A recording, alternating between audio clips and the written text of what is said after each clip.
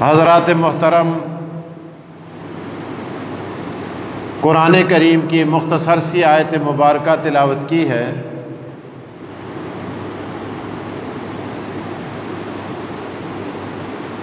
اللہ تعالیٰ ارشاد فرماتے ہیں، اے میرے پیغمبر فرما دیجئے، قل لا اسألکم علیہ اجرا، کہ میں نے تمہیں اسلام کی دولت عطا کی، میں اس پر معاوضے کا مطالبہ نہیں کرتا۔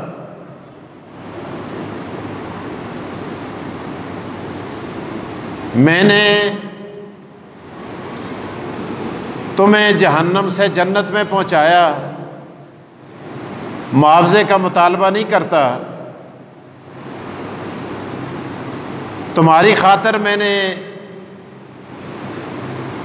اپنے شب و روز غاروں اور جنگلوں میں گزارے، میں اس پر معاوضہ نہیں مانگتا۔ تمہاری خاطر شاب ابی طالب میں نے وقت گزارا، سوشل بائیکاٹ کا سامنا کیا، میں معاوضہ نہیں مانگتا۔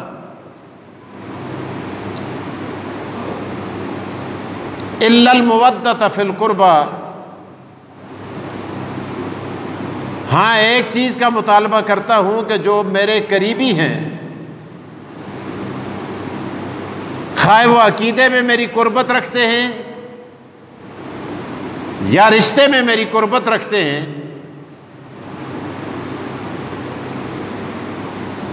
ان کی محبت، ان کے ساتھ اچھے برتاؤ کا میں معاوضہ تم سے طلب کرتا ہوں، باقی میں کوئی چیز تم سے نہیں مانگتا۔ یہ تو آیت کا ترجمہ میں نے آپ کے سامنے عرض کیا۔ ایک اور بات عرض کیے دیتا ہوں، اسی طرح کی آیت قرآن کریم کے دوسرے مقام پر بھی موجود ہے۔ باقی انبیاء علیہ الصلوۃ والسلام کا تذکرہ بھی اللہ پاک قرآن کریم کے اندر فرماتے ہیں۔ حضرت آدم علیہ السلام، نوح علیہ السلام، موسیٰ علیہ السلام، عیسیٰ علیہ السلام، تمام انبیاء علیہ الصلوۃ والسلام تشریف لائے۔ ان انبیاء کا تذکرہ بھی قرآن کریم نے انہی الفاظ کے ساتھ کیا، اور ارشاد فرمایا قل لا اسألکم علیہ اجرا ان اجری الا علی اللہ۔ باقی انبیاء فرماتے ہیں ہم کچھ نہیں مانگتے۔ نوح علیہ السلام فرماتے ہیں میں نے 950 سال تمہارے اندر گزارے، میں معاوضہ نہیں مانگتا، اس کا معاوضہ مجھے میرا خدا دے گا۔ موسیٰ علیہ السلام فرماتے ہیں میں نے بھی تبلیغ کی، میں معاوضہ نہیں مانگتا، اس کا معاوضہ میرا رب مجھے عطا کرے گا۔ عیسیٰ علیہ السلام فرماتے ہیں میں نے بھی تبلیغ کی، اور میں ماں کی گود سے تبلیغ کرتے ہوئے شروع ہوا، میں بھی اس کا معاوضہ نہیں مانگتا، اس کا معاوضہ مجھے میرا رب عطا کرے گا۔ 1,24,000 کم بیش انبیاء ارشاد فرماتے ہیں ہمارا معاوضہ ہمیں ہمارا رب عطا کرے گا، ہم تم سے معاوضے کا مطالبہ نہیں کرتے۔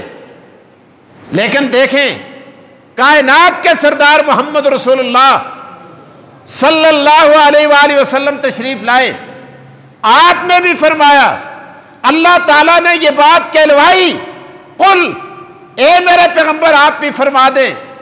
یا اللہ کیا کہوں؟ جو بات موسیٰ نے کہی تھی وہ کہہ دوں؟ فرمایا نہیں۔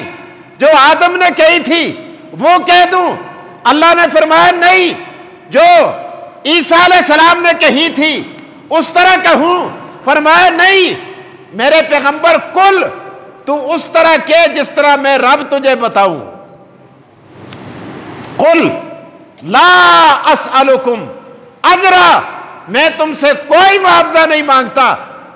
اتنی بات تو ٹھیک ہے، لیکن فرمایا الا المودۃ فی القربى، ایک بات کا مطالبہ ضرور کرتا ہوں کہ جو میرے دائیں ہیں، میرے بائیں ہیں، میرے آگے ہیں، میرے پیچھے ہیں، غاروں میں رہے، مزاروں میں رہے، شاہراہوں میں رہے، گلیوں میں رہے، چوکوں میں رہے، بازاروں میں رہے، جنگوں میں میرے ساتھ رہے، آج بھی میرے ساتھ سوئے ہوئے ہیں، اور جو میرے نسبی رشتہ دار ہیں یا عقیدے میں میری قربت رکھتے ہیں، ان کے بارے میں غلط ذہن نہ رکھنا، ان کے ساتھ محبت قائم رکھنا، یہ بات میں تم سے مانگتا ہوں، یہ معاوضہ میں تم سے طلب کرتا ہوں۔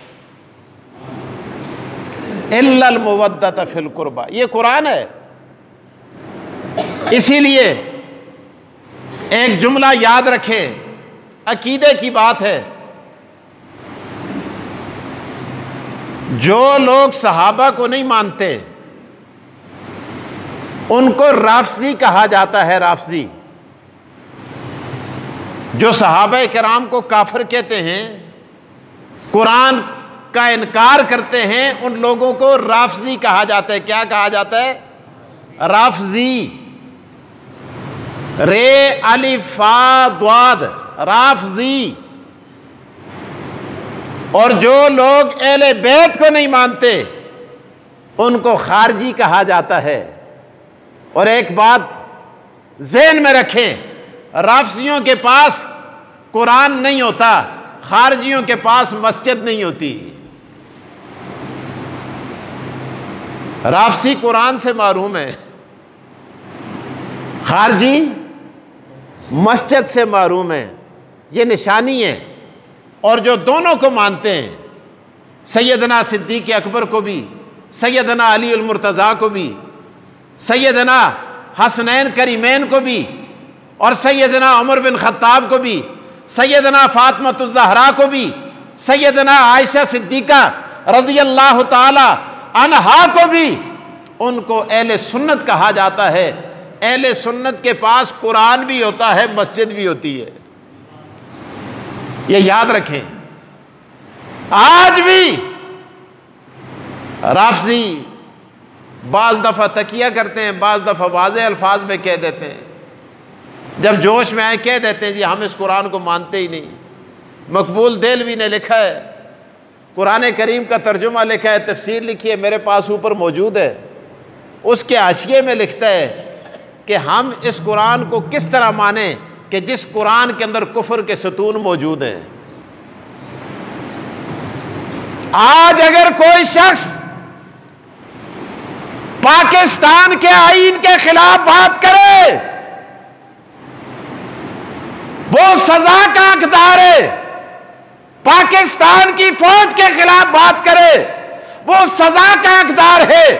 اگر کوئی اللہ کے قرآن کے خلاف بات کرے میرے دوستو، کیا وہ سزا کا حقدار نہیں ہے؟ آج پھر یہ کلپ بھیجتے ہیں، کہتے ہیں جی یہ امجد سعید ویسے کہہ رہا ہے، اسی تے قرآن پاک کو من دیاں، اسی تے پڑھ دیاں، اسی تے تلاوت کر دیاں، اور الو دے پٹھے ہو کدے پڑھ دے ہو۔ تو جڑا تستا پہ مقبول دہلوی ہے جس نے یہ بات لکھی ہے اور اس کا حاشیے میں یہ اس کی عبارت موجود ہے، اس کے متعلق لکھو کہ وہ دائرہ اسلام سے خارج ہے، لہذا ہمارا مقبول دہلوی کے ساتھ کوئی تعلق نہیں ہے، ہم اس پہ لعنت بھیجتے ہیں۔ تمہارے اندر یہ جرت کیوں پیدا نہیں ہوتی؟ اس کو بھی تم اپنا مقتدا مانتے ہو، اپنا پیشوا مانتے ہو، اور پھر تم یہ بھی کہتے ہو اور جی ایسی دے قرآن پاک کو مانتے ہیں۔ آج آپ دیکھیں بریلویوں کے مدرسے بھرمار ہے، دیوبندیوں کے مدرسے حفظ کرنے کے بھرمار ہے، قاریوں کی وہاں ڈیمانڈ ہے، طالب علموں کی وہاں بھرمار ہے۔ آج وفاق المدارس نے امتحان لیا، لاکھوں بچوں نے قرآن کریم حفظ کیا۔ تنظیم المدارس نے امتحان لیا، لاکھوں بچوں نے قرآن کریم حفظ کیا۔ غیر مقلدین نے امتحانات لیے، لاکھوں بچوں نے قرآن کریم حفظ کیے۔ تم بتاؤ کہ تمہارے کتنے حافظ ہوئے؟ اعداد و شمار میں تمہارا نام کیوں نہیں ہے؟ اس لیے نہیں ہے کہ یہ قرآن کو مانتے ہی نہیں ہیں۔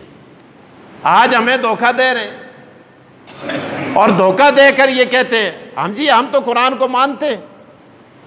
تو بہرحال رافضیوں کے پاس قرآن نہیں ہے اور خارجیوں کے پاس مسجد نہیں ہوتی. رافضی قرآن سے محروم ہے اور خارجی مسجد سے محروم ہے. اور ایک بڑے مزے کی بات، علامہ ڈاکٹر خالد محمود اللہ ان کی قبر پہ کروڑوں رحمتیں نازل فرمائے، وہ فرماتے ہیں کہ اللہ تبارک و تعالی نے یہ قرآن کریم جمع کروایا سیدنا عثمان ذی النورین سے. اللہ چاہتے تو کسی اور سے بھی یہ کام لے سکتے تھے، لیکن ایک قرات پر، ایک کتاب پر، ایک خط پر ساری امت کو جمع کرنے والے سیدنا عثمان ہیں. اگر حضرت علی رضی اللہ تعالیٰ عنہ بھی یہ کام کرتے تو کر سکتے تھے، لیکن کیا ہوتا؟ اگر حضرت علی جمع کرتے تو اختلاف پیدا ہوتا. اختلاف کیا ہوتا؟ ہم کہتے بھائی ہم نے کیا ہے، سنی کہتے، شیعہ کہتے ہم نے کیا ہے، کیونکہ ہمارے نزدیک حضرت علی سنی ہے، ان کے نزدیک حضرت علی سنی نہیں ہے.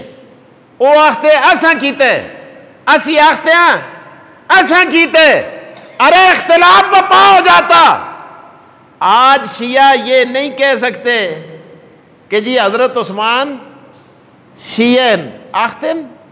بولو حضرت عثمان کو شیعہ من دے نا اور بول دے نا تسی نہیں من دے، آخی نہیں رکھتے. بھائی وہ یہ نہیں کہہ سکتے کہ حضرت عثمان شیعہ تھے اور لہذا قرآن شیعوں نے جمع کیا ہے. قائد اعظم کو شیعہ آختن کر دے بھی کوڑن، قائد اعظم شیعہ اور پاکستان اختلاف بنے دا کہ نہیں بنے دا؟ اسی آختے ہیں اساں بڑھائے، وہ آختے ہیں اساں بڑھائے. اسی آختے ہیں قائد اعظم سنی ایسا، وہ آختے ہیں قائد اعظم شیعہ ایسا. میرے دوستو دونوں وہ اپنی طرف کھینچتے ہیں، ہم اپنی طرف کھینچتے ہیں. حالانکہ قائد اعظم محمد علی جناح شیعہ نہیں تھے. اگر شیعہ ہوتے علامہ شبیر احمد عثمانی نماز جنازہ نہ پڑھاتے. اللہ تعالیٰ نے قرآن کریم کو اختلاف سے بچانے کے لیے کس سے جمع کروایا؟ بولو بولو یار، حضرت عثمان سے. ایک اور گل کراں بڑی عجیب، اللہ اکبر. خدا کے دو گھر ہیں، ایک بیت المقدس اور دوسرا نہ بول دے بیت اللہ. اچھے آخو جڑا اچھے آخ سی خدا اس کی زیارت کرال سی. ایک کو بیت المقدس کہا جاتا ہے، دوسرے کو بیت اللہ کہا جاتا ہے. بیت المقدس پر اللہ تعالیٰ کی شان حاکمیت کی تجلی پڑتی ہے اور بیت اللہ پر اللہ کی شان محبت کی تجلی پڑتی ہے. بیت اللہ اللہ کی محبت کا مرکز ہے اور بیت المقدس اللہ کی حکومت کا مرکز ہے. اور تسی دیکھو بیت اللہ فتح ہویا اتھے زیادہ دیر حکومت مسلمانہ دی بھی نہیں رہی. چند دیہڑے حکومت ہوئی، حکومت کرنا تو بعد دارالخلافہ کدھر منتقل ہوا اور مدینہ منورہ چلا گیا. کل قیامت کے دن بھی جب میزان عدل ہوگا، اللہ کا تخت لگے گا تو بیت اللہ میں نہیں لگے گا، بیت المقدس میں لگے گا. فیصلے سارے کتھے ہو سنا یار. بیت المقدس فتح ہوا، بڑے کام دیاں گلن. بیت المقدس فتح ہویا، بیت المقدس حضور علیہ السلام دے دور بچ ہوئے، تسی بھی ذرا حاضر رہو نا. نہیں ہویا حضور دے دور میں، نہیں ہویا حضور دے دور میں فتح نہیں ہویا، صدیق اکبر دے دور میں نہیں ہویا. ارے کس کے دور میں ہوئے؟ سیدنا فاروق اعظم کے دور میں ہوا. کیا حضرت علی جنگجو نہیں تھے؟ بولو. اور بہادر نہیں تھے؟ شیر خدا نہیں تھے؟ تلوار نہیں چلا سکتے تھے؟ کمانڈر تھا، فوجی تھا، دلیر تھا، فاتح خیبر تھا، داماد پیمبر تھا. لیکن رب نے کس سے فتح کروایا؟ فاروق اعظم سے کرایا۔ خیبر فتح ہوتا ہے لیکن بیت المقدس فاروق اعظم فتح کرتے ہیں، تے کدے حضرت علی فتح کر کندے کرتے اکتے ایسے کرتے اکتے ایسے، لیکن کدے کر کندے اسی آخیاں سنیاں فتح کیتے، شیعہ آخنا بولو ہوئے شیعہ فتح کیتے، اسی تے آختے ہیں من کنو حضرت عمر دے بارے میں چلو شیعہ سے وہ مندے نا حضرت عمر کو شیعہ بولو اور نہیں مانتے، اللہ اکبر۔ تو پھر یہ اتفاق سے یہ بات ثابت ہو گئی کہ بیت المقدس کے فاتح بھی اہل سنت ہیں، شیعہ نہیں دے پھر کیشن حضرت عمر کے اور بولتے نہیں یار بولو۔ قرآن بھی اللہ نے بال اتفاق سنیوں کی گود میں ڈالا اور بیت المقدس بھی بال اتفاق اللہ نے سنیوں کی گود میں ڈالا۔ اللہ اکبر۔ ایک اور گل بھی بڑی زبردست، اللہ اکبر۔ حضور علیہ السلام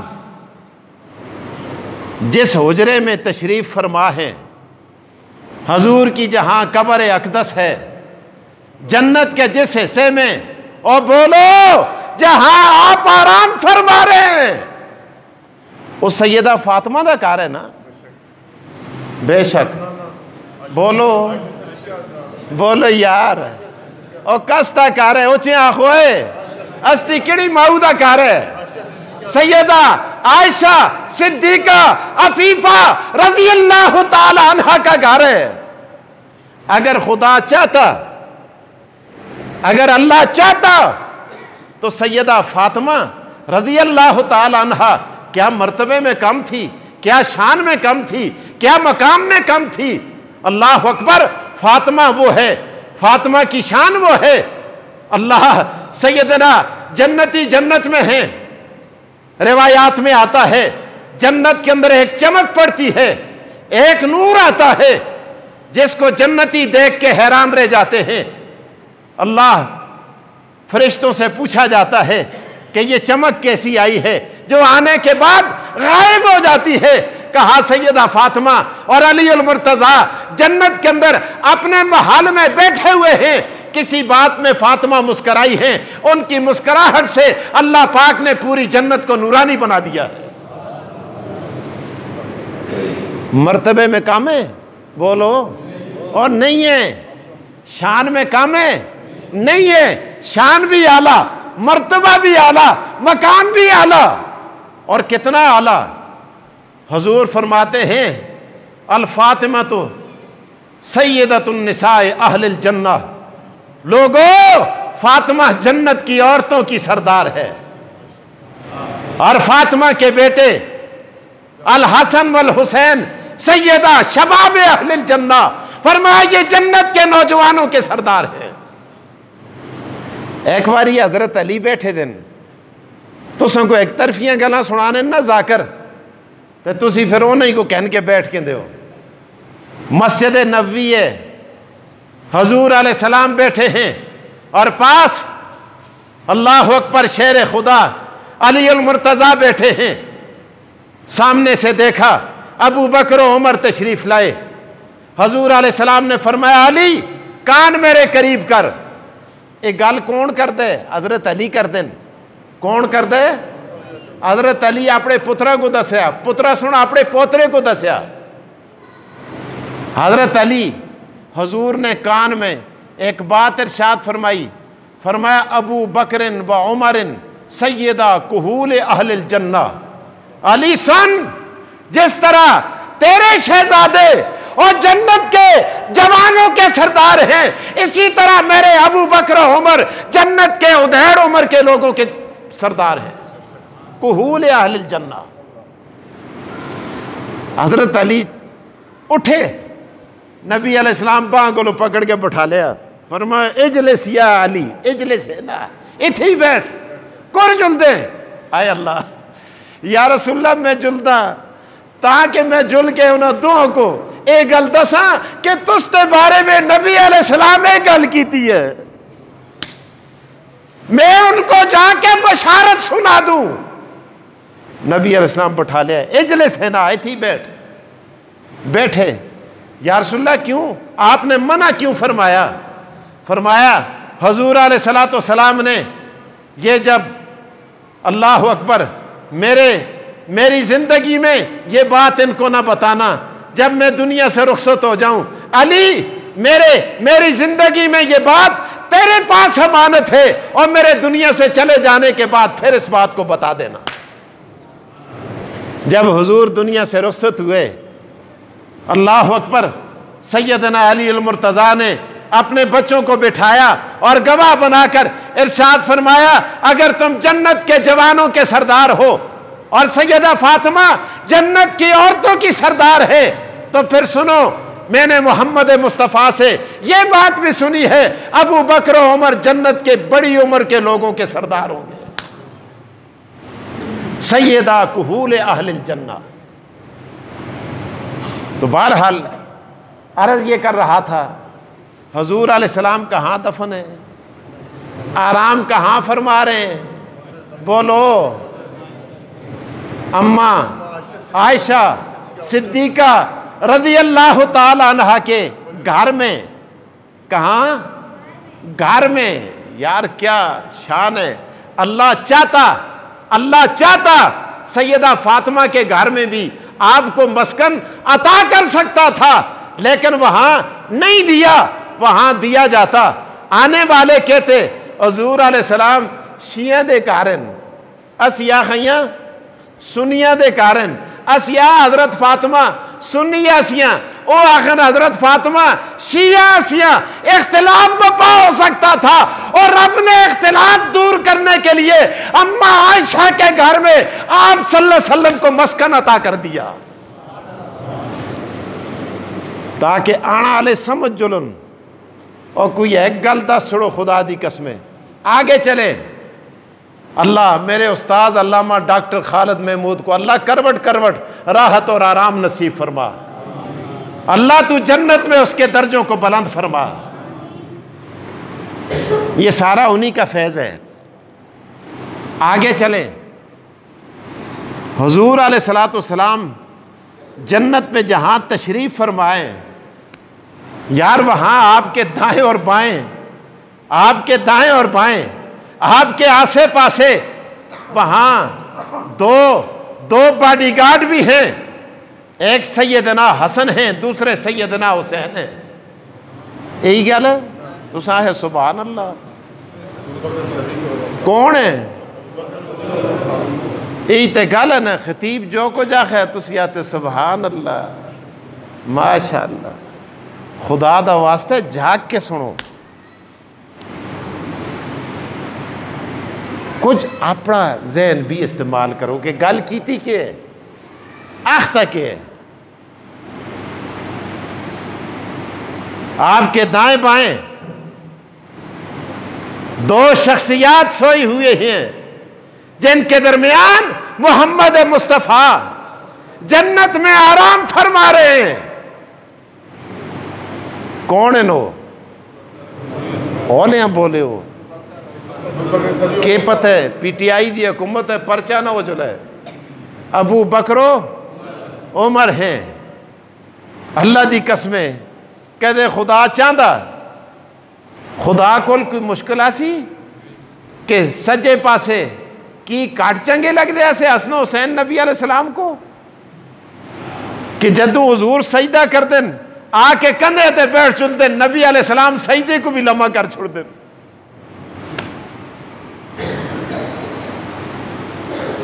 کیا ان سے پیار کم تھا محمد مصطفیٰ کو؟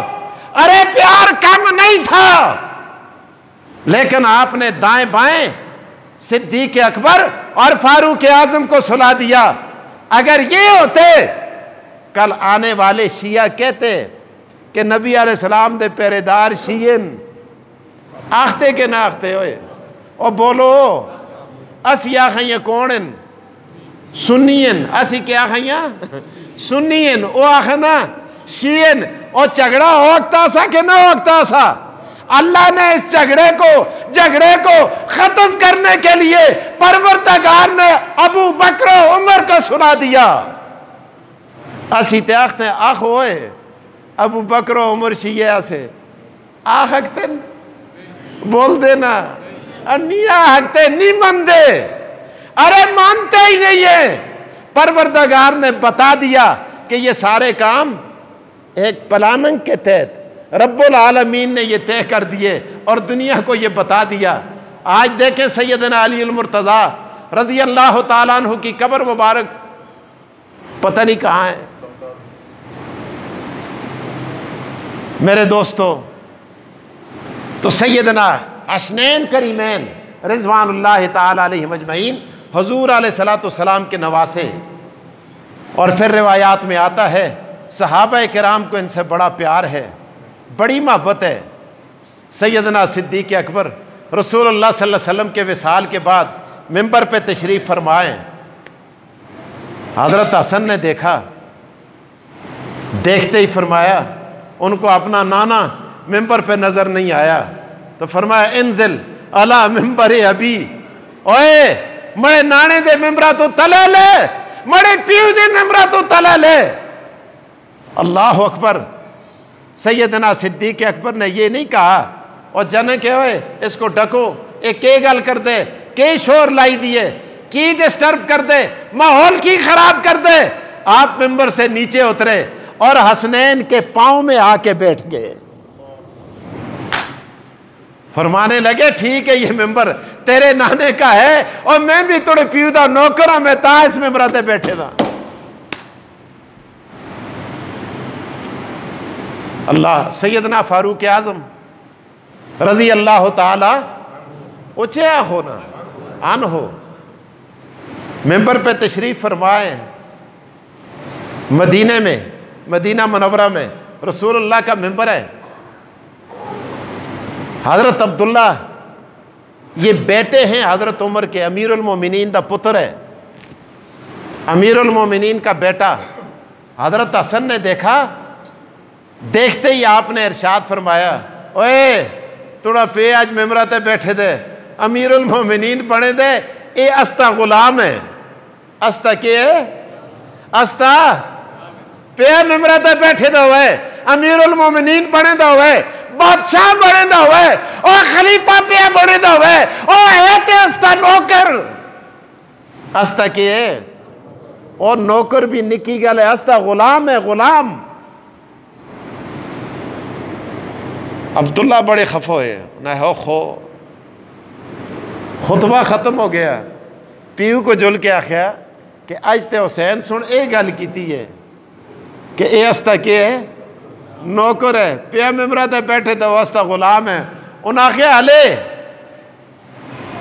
جلدی کرو اور مجھے حسین کے پاس پہنچا دو. کہا امیر المومنین تسی جل دیو, میں ٹاک کے آننا ہوتا جنک ہے, وہ کیا ہے؟ وہ تو بچے, میں ٹاک کے آڑنا. آخر وہ عام بچے انہوں بچہ نہیں, وہ محمد مصطفیٰ دا بچے ہے. میں آپ ٹور کے جلساں 10 کڑی جائی کھیڑتے لگے دا. ایک گراؤنڈ میں کھیل رہے تھے, حضرت بچوں نے دیکھا, انہوں نے کہا کہ اس نے کوئی بات کی ہے. امیر المومنین آگے, جلالت و جبروت کا مجسمہ آ گیا. جب اس کے پاس تشریف لے جاتے ہیں, اللہ اکبر. حضرت حسین سے پوچھا کہ آپ نے کیا بات کی ہے؟ انہوں نے آخیا میں یہ گل کیتی ہے کہ اے استا غلام ہے, نوکر ہے. کول کاغذ تے پن کہتے دا سا. انہوں نے سنا ہے اس تے لکھ کے مجھ کو دے چھوڑ کہ عمر عمر عمر استا نوکر ہے, عمر استا نوکر ہے. انہوں نے لکھ کے دیتا. حضرت عمر نے لکھ کے لیا اور پھر اس کو اپنے پاس رکھا. کہنے لگے اور کل قیامت کے دن اپنے نانا سے بھی یہ کہہ دینا کہ عمر اہل بیت کا نوکر تھا. میرے دوستو اتنی محبت ہے, اتنی شان اللہ پاک نے اہل بیت کو عطا کی. آج تو بعض لوگ بکواس کرتے ہیں صحابہ کرام کے اختلافات کو سامنے رکھ کر, اور لوگوں کے ذہنوں کے اندر شکوک اور شبہات ڈالے جاتے ہیں. تو بہرحال نبی علیہ السلام کی ہر نسبت بڑی اعلیٰ ہے. آپ دیکھیں آپ کے نالین اج لوگوں سنے تھے لائے دے انہیں، حالانکہ او نالین نہیں جڑے نبی علیہ السلام لایا سے، ان دا نقشہ فوٹو ہے، لوگوں سرہ نہ لائے دوں دے، لوگوں سن دلہ نہ لائے دوں دے. ارے کس لیے لگایا جاتا ہے کہ اس کی نسبت محمد مصطفیٰ آقا دو جہاں نے جس نال کو اپنے پاؤں میں پہنا تھا اس کے نقشے کے ساتھ نسبت ہے، لہذا اس کو سر کے ساتھ اور دل کے ساتھ لگایا جاتا ہے. تو جس نال کے نقشے کا اتنا احترام ہے، آپ بتائیں اس حقیقی نال کا کتنا احترام ہوگا؟ اگر اس نال کا اتنا احترام ہے تو بتاؤ اس پائے اقدس کا کتنا احترام ہوگا جو اس نال کے اندر ڈالا جاتا ہے. اگر نال گائے کے چمڑے کا ہے، داندا دے چمڑے دے، بکری دے چمڑے دے، پیڑا دے چمڑے دے، لیکن اس کو نال بنا کر جب محمد مصطفیٰ کے پاؤں پہ پہنایا جاتا ہے، ارے اس کا مقام اتنا بلند ہو جاتا ہے. بتاؤ جو صدیق اکبر محمد مصطفیٰ کے ساتھ آج بھی روزے میں جڑا ہوا ہے، اس کا مقام اور مرتبہ کتنا اونچا ہوگا. اہل بیت سے محبت کی باتیں کر کے صحابہ کرام کی گستاخی کرتے ہو. اللہ اکبر. وہ صدیق اکبر، وہ صدیق. آج میں نے ایک حدیث پڑھی، حضور علیہ الصلوۃ والسلام ارشاد فرماتے ہیں للمؤذن یشہد کل رطب و یابس. مؤذن کے لیے جہاں اس کی آواز جاتی ہے نا، ہر خشک اور تر چیز کل قیامت کے دن گواہ بن کے کھڑی ہو جائے گی، اور اللہ پاک اس کی گواہی کو سن کر مؤذن کو جنت میں داخل کر دے گا. خشک و تر چیز. اور پھر ایک اور بات علماء نے لکھی ہے اس کے ذیل میں، اگلی گل بڑی زبردست ہے، میں ختم کرتا ہوں بات کو. اگلی بات علماء کرام نے لکھی ہے کہ مؤذن کی اذان سن کر جو نمازی نماز کو آتے ہیں، جتنا ثواب ہر نمازی کو ہوتا ہے اتنا ہی ثواب اکیلے مؤذن کو اللہ عطا فرما دیتے ہیں. تو مسجد نبی میں بانگ کون رکھتا سا؟ اوچے نا چکن ہوئے خدا دا واسطے سیدنا بلال آزان دیتے تھے. بلال آزان دیتے تھے، آزان دیتے تھے. ارے بلال کی آزان سن کر محمد مصطفیٰ آتے تھے، صدیق اکبر آتے تھے، عثمان ذی النورین آتے تھے، طلحہ اور زبیر آتے تھے، مسجد میں آتے ہیں. یہ جتنی نمازیں پڑھتے ہیں جتنا ثواب ان کو ملتا ہے اتنا ثواب سیدنا بلال کو بھی ملتا ہے. اگلی گل سبحان اللہ. اگے دیکھو اس بلال کو اگر مؤذن اذان آخے تے جتنے نمازی آنن سارے دا ثواب مؤذن دے کھاتے میں جلدا رہندا ہے. اللہ اکبر. تے جس ابو بکر سن اس بلال کو خرید کے، اس مؤذنہ کو خرید کے اسلام کو دیتا ہے، خدا دی قسم اس تے مقام اور مرتبے دا کیا عالم اسی ہے. مؤذن ہی خرید کے دا. بلال کو خریدنے والا کون ہے؟ او بولو یار، صدیق اکبر ہے. بلال آزان دیتا ہے.